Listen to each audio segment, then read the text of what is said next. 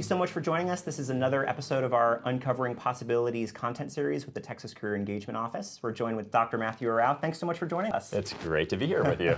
Tell us a little bit about yourself. Began my life in California. So Southern California, then Northern California. Did my public schooling in Sacramento, K through 12. Had an outstanding music education, got super into jazz growing up. And then I went to Lawrence University undergraduate in Appleton, Wisconsin, where I teach now. I pursued music performance with an emphasis in jazz studies, classical music performance, music education, instrumental, and a degree in government. So it's a double degree in 4 majors. And anyways, yeah, I student taught U.S. history, civics, and music simultaneously. That was wild. I don't recommend that. But anyways, that experience of doing U.S. history, civics, and music simultaneously solidified my love for conducting and teaching music. And that's when I decided that's what I want to do for the rest of my life. And so I moved to Colorado to teach. And my first job was in Loveland, Colorado. I was part-time at Loveland High School and part-time at Walt Clark Middle School. It was a fantastic way to begin because there were 2 master teachers alongside me, and it was fantastic. Then I became the full-time middle school band director at Walt Clark, did that for 7 more years, and then moved over to the high school and taught there for 7 more years. So I got to teach for 15 years in the public schools. And one of the things that I did as a high school director is I started something called the Leadership Symposium. At the time, I had no idea the impact it was going to have on my life and ultimately my career. I started it out of sheer survival. Along the way, I did my master's degree at the American Band College in music education, and then I pursued a DMA in instrumental conducting and literature at University of Colorado Boulder. And I was drawn there because I admired and just had so much respect for Alan McMurray. And I discovered that he had only 1 year left. And so I put all my eggs in one basket and said, this is what I want to do.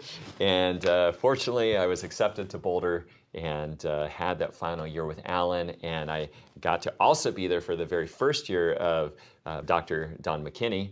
And in my second year at Boulder, I had an invitation to become a visiting professor at Lawrence University, my alma mater. Wow. And so I had to give up a year of residency at Boulder, but I was ABD, and I thought about it a lot, but in the end, I jumped at the opportunity.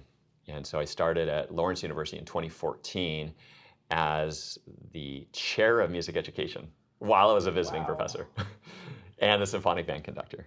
And it was a really beautiful marriage of 2 of my passions coming together. And now I'm in my 9th year at Lawrence, gone through the whole tenure process, all that, assistant professor, and now I'm an associate professor. And so that's kind of the resume, associate director of bands, chair of music education, associate professor of music. But there's a whole other side to my life, which I'll be happy to share. Please, let's talk about that. Okay, all right. So I mentioned briefly that I'd started this leadership program for my high school students.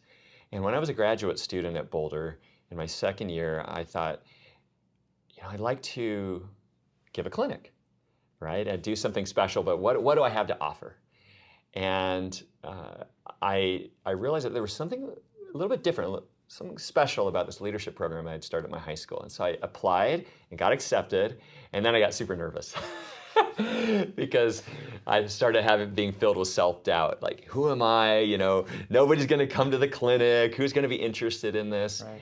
And I ended up sharing the story of how this leadership program was started, and it was really in response to my first year of teaching at the high school, which was really challenging, and there was a lot of resistance from the senior class, and so we started this leadership symposium, which ended up transforming the culture. So I applied to do this clinic at Colorado Music Educators Conference, and the clinic was packed. And afterwards, there was a line of people wanting to share their story for about an hour. And so I realized that when we're vulnerable and we share the problems that we have behind closed doors, because people only see the final product, but all of a sudden I was revealing the challenges we had. And it opened up this door for people to start sharing their own challenges, when before they might have kept it hidden. And so Molly Kramer was actually attending that clinic, and the wife of Ray Kramer, and she said, "Matthew, you should apply to Midwest." And so I did, and I was accepted. And so what happened is, during my first year of teaching at Lawrence, I also got to present at the Midwest Clinic. And it was a clinic titled Leadership Matters, Enhance Your Music Program Through Effective Student Leadership. Now I'm like on this international stage. Now I'm super nervous, filled with self-doubt. But again, this clinic resonated with folks. Every seat was filled. It was standing room only, 3 rows deep, and people didn't leave. And again, lots of people came to talk to me. The last person that came up to see me was Tim Lessenheiser. Wow. And he said, Matthew, I watched some of the clinic, and I said, oh, what slide was I on? He said, I don't know what slide you were on, but I noticed the body language. Yeah. And he said people were into it. They were writing it down, taking pictures. They were really buying what you were sharing. And 2 months later, Tim Lessenheiser invited me to join the Conservatory education clinician faculty and said, can you come on out to CSI in Indiana and teach this summer? And I was like, whoa. And so I went out to CSI, and I was amongst my heroes in the profession. And I felt like the youngest one there, the youngest one on the faculty. And it was amazing. And I remember talking with John Stoner, who was the president of Selmer, and he really appreciated my clinics and said, you got to keep developing this. He was very encouraging. So were many of my other mentors like Colonel Lowell Graham and Paula Kreider, just people that believed in me when I doubted myself. And so they really encouraged me. And by coming on board with Conservatory, it led to more opportunities to do clinics, to do honor bands. And I started teaching leadership more and more. People started bringing me out to do a leadership camp here and there. And along the way, I transitioned from teaching what I taught my high school students, which were, proven leadership principles, 7 Habits of Highly Effective People, John Wooden's Pyramid of Success, John C. Maxwell's 21 Irrefutable Laws of Leadership. Being obsessed with leadership and personal growth and personal development, I ended up coming up with my own theories and principles. And that led to where we are today, which is Upbeat leadership and the 4 C's of Upbeat leadership, which are character, competence, connection, and clarity. But that eventually led to many more opportunities to share leadership with students and teachers. So my wife and I decided to start a company. And so that's where the entrepreneur side comes to be. So we started a company called Upbeat Global, LLC, and a band director friend turned web designer, Jeremy Furman, became my web designer and created Upbeat Global. And that was released at CSI June 2020. Wow. Virtual, right? Where everybody's virtual. And so that was the launch of Upbeat Global.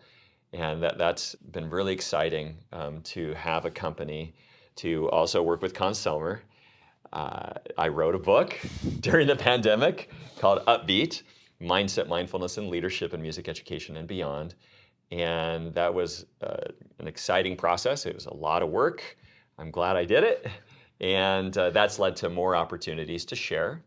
Vandercook College of Music has brought me on as an online teacher. So I taught mindfulness courses for music educators. I teach a course on my book, Upbeat. The American Band College, where I did my master's degree, has brought me on the conducting faculty. So I get to work with master's students in Ashland, Oregon, and that's a joy. And recently, GIA brought me on in a new position they created called leadership editor.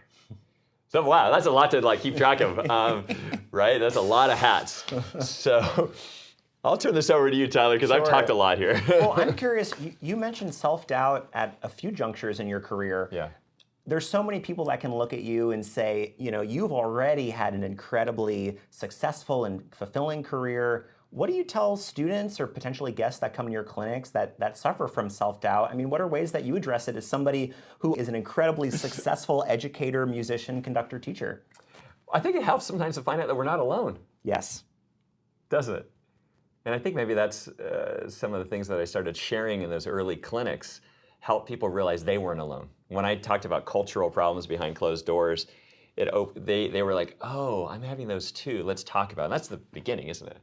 Right? And being that self-awareness. And then we start to think about, well, how would I talk to myself if I were my own best friend? Right. Because I think we tend to talk to ourselves more degrading. and kind of beating ourselves up, particularly musicians. Wouldn't you agree? Absolutely. Unquestionably. Right? Yes. It's just like in our nature, like if we play one wrong note, oh my gosh, the concert was terrible, like one wrong note. And sometimes we lead our lives that way. So I have intentionally done a lot of self-work to develop new habits of self-talk, encouraging self-talk. And because, I share that with others to empower them. And I always think of myself as a lab, right? I'm going to work on myself if I'm going to share these same principles and strategies to others. It's wonderful. So you have an incredibly multifaceted life. I'm sure there's people that are watching and listening that are wondering, how do you possibly maintain and manage your busy schedule? Talk to us about that. Well, sometimes I wonder myself, and it's not always easy. And, there's deadlines like everybody else, and there's moments of higher stress for sure. But for me, it's about prioritizing. And so if I have, a major event, it's like running into that or leading up to that event, that's kind of laser focused on that. And I might do, less work in some other areas. But on the other hand, you got to keep the main thing, right? So I have, this professorship position at Lawrence University, and the students in front of me, my own symphonic band, my music ed students. So I prioritize them. So when I'm with them, I'm 100% with them. But then when I get on a plane and fly to, give a keynote for a state conference or work with a school district for professional development or a leadership academy, with hundreds of high school students, they're the most important person to me at that point. It's true that sometimes on the plane I'll be like touching up slides and reworking things and thinking about things, or maybe writing the next article for SB&O magazine or something like that that's due. So I also want to share that I've been really intentional about how I use my time, and I prioritize my mornings to set me up for the day. And so I have a mindful routine that I protect, and some meditation in the morning that helps ground me for the day. I've also sacrificed things. My wife and I, we don't have Netflix, Hulu, Amazon Prime, television, right? So all like we call them like distractions, we don't have. So I use my time, for reading, for connecting, for growth, and mindfulness or exercise, all these things that are going to support what I get to do. And I think that's important to know. And then also, I think because of mindful practice, I become super laser focused on a project and try to work on it without distractions. Of course, there's distractions in life. My wife and I, we don't have children, so I'll share that. We do have 2 dogs who demand constant attention. So those are distractions, and I love them. So that's a great distraction to have. But I also I just love what I do, and I think that's really important, because people talk about the concern about burnout, and I understand that, and I think sometimes we burn out because our expectations don't match reality. Absolutely. That's a big part. But also maybe we start to kind of lose our love for what we do. And I've always been multi-interested, I guess, as evidenced by my 4 majors at Lawrence. And growing up, I just loved so many different things. I was really into sports, I was really into music, and really into academics. So I've always kind of gone in these multi-directions. But I would share that I had no idea that I would be doing all of these things at once. And sometimes it's not easy, but it is enjoyable. So compare Dr. Arau 10 years ago to where you are now. Did you envision this happen, or talk to us about that? Right, I do talk about the importance of having a vision for your life and setting an intention and being intentional about what you're working on and what your goals are.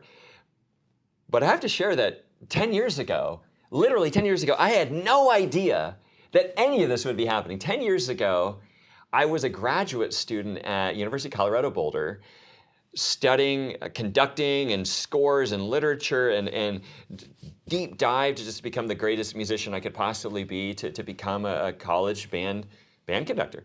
And that was my aspiration. And you can see that part of that has come true. But all the other stuff, that wasn't there yet. Just over 9 years ago was when I gave my first leadership presentation in Colorado. Just over 9 years ago. And just over 9 years ago was my first presentation at Midwest. And when I did those presentations on leadership, I had no idea that I would be teaching leadership to people all over the world. I had no idea that, like, today, I have spoken, conducted, keynoted, or guest taught in 34 states and 4 continents. Back then, it was probably like 2 states, right? And so I had no idea how it was going to develop. And I think that's important for people to know, because I think sometimes we think like, oh, we have to set our sights and we were going to do all these things.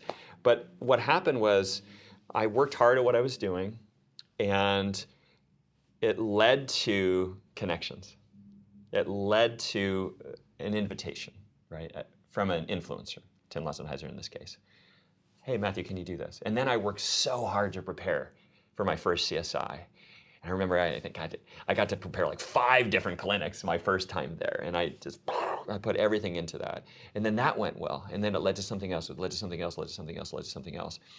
But I think the key is to focus on what's right in front of you and to do good work and to treat people well.